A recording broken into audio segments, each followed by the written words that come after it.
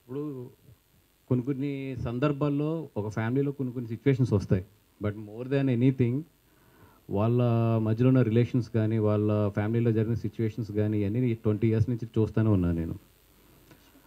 చిరంజీవి గారు ఎప్పుడు కూడా ఒక ఫ్యామిలీ కలిసి ఉండాలి.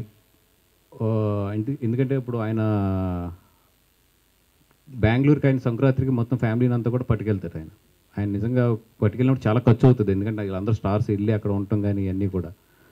బట్ అందరికీ కుదిరిన ప్రతి సంవత్సరం కూడా ఆయన తీసుకెళ్ళి దాన్ని ఒక సెలబ్రేషన్ కింద చేస్తాడు ఆయన. దానికి మెయిన్ కారణం ఏంటంటే ఫ్యామిలీ అంతా కూడా కలిసి ఉండాలి.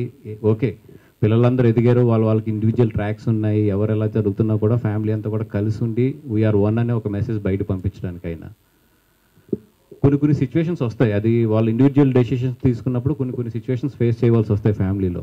అంత మాత్రాన ఇప్పుడున్న ఏదో తాత్కాలిక ఎమోషన్స్ వీటిని తీసుకుని ఈ మెగా ఫ్యామిలీ అనే దాన్ని ఇక్కడ ఈ present situation point of view చూడటం అనేది నాకు ఎందుకో పెద్ద తెలివైన డెసిషన్ అనుకోను.